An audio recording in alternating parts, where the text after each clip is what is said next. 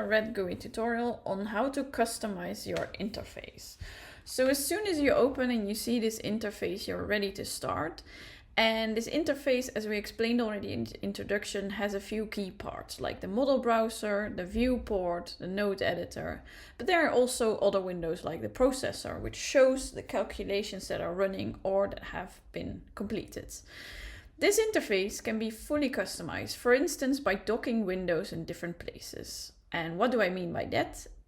When you see the header of a window, for instance, a node editor, and you click and hold your mouse button and drag it, you see that you can move it around. And you also see that there's these blue squares and rectangles popping up. And when you hover over one of those and then eventually release, you see that your node editor docks to the location that was indicated by one of the squares. So you can also do it here on the top. It's a bit inconvenient maybe, but that's a different location. Or I can put it here on the side next to the model tree browser. And this I can actually do with all the windows available in Rat. So I can dock my viewport there. I can put my node editor back in the right location, or my viewport, and all these things. I could also close windows. But then if I need them again, because I want to edit my central solenoid, then I can open them in the window menu on top. I go to Node Editor, and when I click it, it pops back up. So you see that the windows that are active are indicated with a check mark, and the ones that are not active are empty. So I also put back the processor by clicking on it. So that's how docking works, basically. Another customization of the Rat GUI is the theme, which means the colors of the interface. So we have two dark ones, the classic and the dark matter, and we have two white ones or light ones, which is the light matter and the pure white. And the pure white can actually be used for reports because the background is completely white. So if you make a screenshot, it will not show up any grayish or any other backgrounds except for just white. Then you can also change the font size or the font type actually. So you can select a different font. So now you have a more like an old type style writer font, or a different font size. Let's go to the original font with a very small font size. So this can also be found in the settings. The next thing in the settings is the max editor depth. And that indicates, so this is the editor.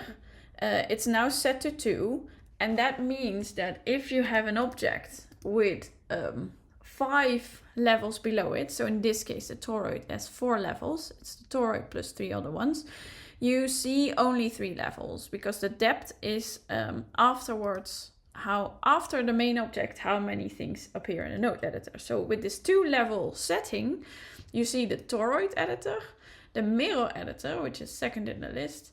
You see the coil, but you don't see the translation. There it stops. I can make that appear by either clicking on translate, then it shows up in a list, or I set the editor depth to a higher value, and if I then click on toroid and I scroll down, you also have the translation in the node editor. I can also just set it to 0, then you only have the editor of the thing that you selected, so nothing below, or to 1, and so on and so forth. Then next in the list is units, which is interesting also for the editor. Units are given in the node editor in case a value or an input parameter has a unit. So in this case, radius and thickness, they all have a length. And therefore it's given in millimeters in this case, but I can change that to meters if I want by selecting it in the settings. And now you see they're in meters. So back to millimeters, because that's what I prefer. The last thing also has to do with, it's the model scale, and it has to do with 2 things. So if you add, let's start completely from scratch. If you add a standard shape like a solenoid, you see now it's about 0.5 meter. And that is because the model scale is in meters. So that is the setting that we then use. If I change that to centimeters and I now add a coil, This one, the next one, is only in 5 millimeters, so it's much smaller. Hold on. Actually, yeah, here you go. There it is. So you see this one is super tiny, the second solenoid. This is the solenoid small, and that is because our model scale was set to centimeter right before. So if I now go back to meter and add another solenoid, it will overlap. I will remove this one. This one overlaps with the original one. Maybe I can actually show it better if I put it in decimeters. So this solenoid is meter. Add another solenoid. Let's just make sure our, we do it in decimeters now. So add coil solenoid, and you see it's sort of in between the big and the small one. So that's the first thing it affects. In addition, you see here these plus and minuses for increasing the size of your shapes.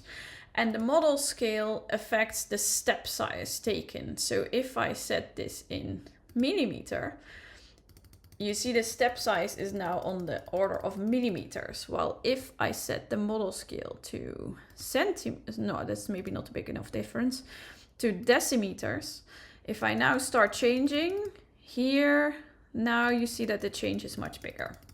So that's the model scale. And these are all the settings for customizing your GUI. We hope to see you in the next tutorial.